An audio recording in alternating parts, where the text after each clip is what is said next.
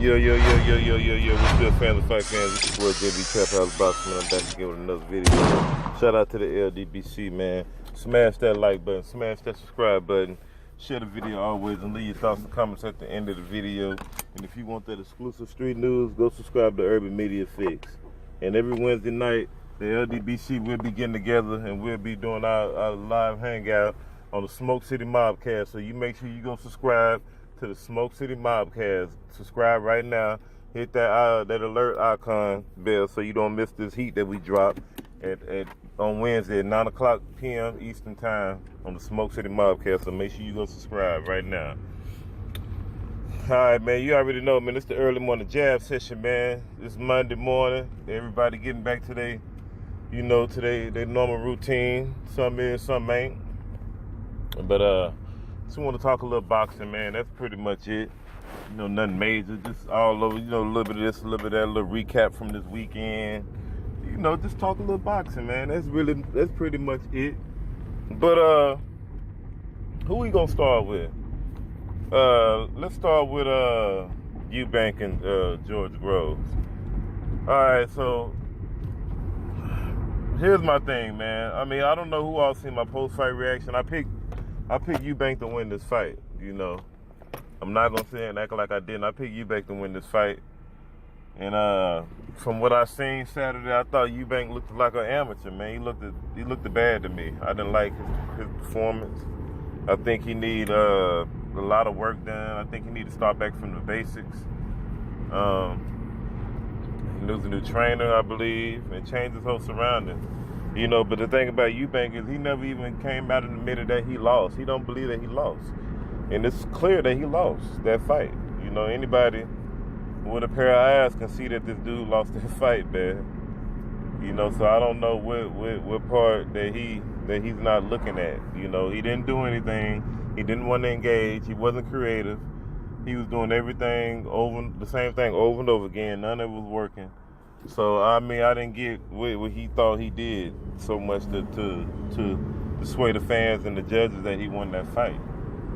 He needs to get out of denial. He thinks he can just overwhelm his opponent by throwing punches, but he don't even have a game plan to get in there to throw punches like that. He leaps in and all that other type of stuff.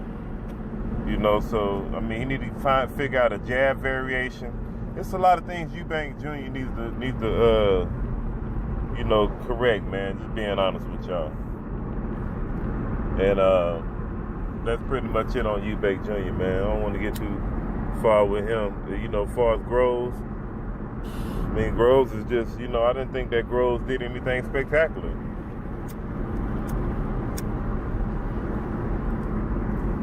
Groves didn't do anything spectacular.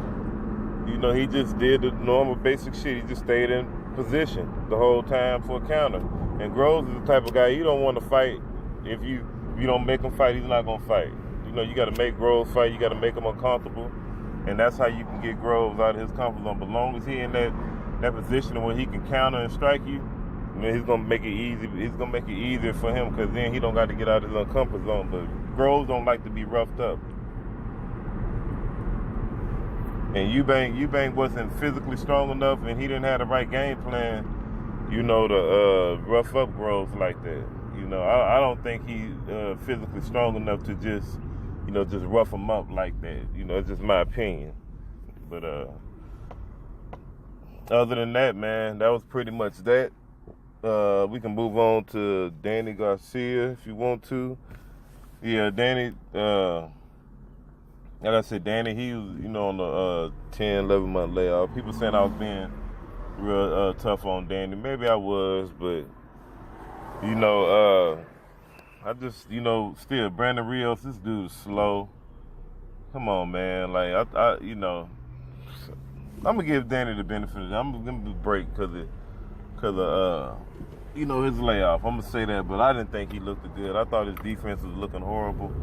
He was getting clapped too much. Danny's defense is really better than what we seen Saturday night, But, like I said, I didn't think, and the Brandon Rios kept the pressure on Danny, and that's the thing. Like Danny, you could tell he was uncomfortable was fighting at that pace because he didn't really want to fight at that pace. Danny wants to fight at the pace he wants to fight at. You know, and I could tell he was getting a little fatigued from Brandon Rios keeping the pressure on him, you know. And he was, because Danny wants to fight at a comfortable pace. A lot of these fighters do. They don't want to really just fight. They just want to fight at a comfortable pace. You know, because they get fatigued and they don't believe in themselves. Like Chris Eubank. Chris Eubank didn't believe in himself. He was just talking. You know, and that's just the truth be told. But I want to ask y'all something, people. Did y'all think that Mikey Garcia was there to support Brandon Rios? Yeah, no doubt. But Brandon Rios, Mikey Garcia was there scoping out Danny Garcia as well.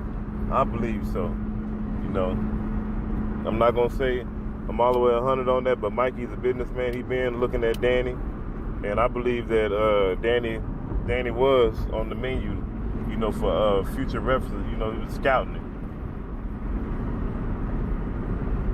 Because why wouldn't he be? He already feel like he can beat Danny anyway. So why wouldn't he be on the menu? It makes all the better sense, right? So I mean, that's just my assumption, y'all. Don't get too far into what I'm saying or thinking, whatever. But that's just what I think, man. How I feel, you know. So, but who else could we talk about, man? Talk about it, Keith Thurman. We are with him and Sean Porter. Neither one of them dudes don't want no smoke with nobody. You know, you got Sean Porter, he barking like a goddamn dog in the ring for Danny. Get your ass out of here, man. You big little junkyard dog wannabe looking motherfucker. And Danny looking at him like, look at this clown. Yeah, you's a clown, just like I said. This clown coming here barking and shit. But Danny never answered the question. You know, Danny never answered the question about did he want to fight Sean or whatever. He was just, you know, talking about sparring, all this other shit.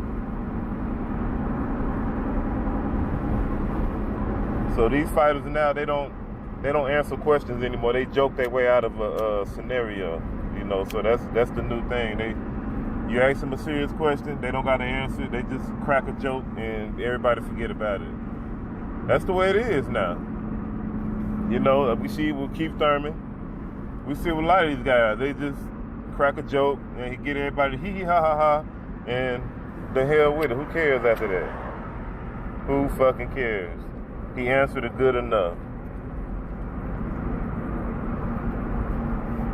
And you know, that's bullshit, man. It's a bunch of bullshit. But yeah, said Keith Thurman, he wiggling his way out of everything, being smart, and Steven Espinoza coming to be Captain Save-A-Ho for Keith Thurman. I don't understand that with these guys that, you know, Steven Espinoza, Jim Gray, and all these motherfuckers who be sitting up here acting like these guys are they fighters, like they the promoters and shit. These grown ass men who you sitting up here trying to cuff and cape and do all this shit for, man. These grown ass men, really? Y'all need to cut that shit out. These grown ass men. But that's the way it is now, man. You know, fighters allowed to, you know, duck and dodge and bojangle they way out of questions and shit, out of fights too. You know, they don't even have to fight anymore. They could just, you know, sit back and be super champs and say, F you, I don't gotta fight you, and you know, all that old good stuff. That's what Keith Thurman said. So, hey man, just repeating on what they said. But anyways though, man, we can get on to something else. I didn't get a chance to see that Ugas to the Ray Robinson fight. I heard it was a real good one. I seen like a little bit. I seen when Ray Robinson got stopped, but I didn't get a chance to see because I was watching the Devin Alexander and Victor Ortiz fight, and I seen that robbery. That was horrible. I was like, wow. But we already understand the politics in boxing, man. You know, Ortiz still got more on his name left, so hey, they got to keep him around, man. Devin Alexander ain't selling tickets. That's what it all boiled down to.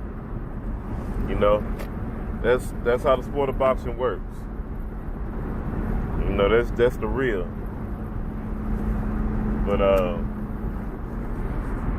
besides that, what else happened? We had David Benavidez. I thought he just beat the hell out of Ronald Gravell. He just showed him that, you know, hey man, this was supposed to happen the first time. You know, that first time was a fluke. I told you that. But you know, you insist on thinking that you won because you dropped me, whatever, by jab. I think he dropped me by jab because I didn't really see the whole first fight. I seen half of it and I fell asleep. But it really wasn't nothing to look at compared to what just happened. You know, Ronald Gravell, he's a tough game guy, man. He fought his heart out, but this wasn't enough, buddy. This was not enough. You know, that heart and courage and hard will gonna only get you so far. You know, and that's not being funny. So what else we gonna touch upon this weekend? What happened? Caleb Plant did his thing against Porky Medina. I didn't get to see that whole fight. I only caught like the last 3 rounds, so I'm pretty pissed off about that. Who else fought, man? Shit, man. I know somebody I'm missing, man. I'm not gonna be able to talk about it because his time is running out, but it was just a good weekend of boxing. It was weird. It was a good weekend, man. Shout out to my man Dwayne Beeman. I heard he got a draw. Regis Prograis fighting March 9th. He fighting Julius and Dongo. And we got some more stuff that's coming up. So y'all stay tuned, man. And y'all tune into this jab house this morning jab session. This your boy JB, Trap House Boxing, man. We be waiting on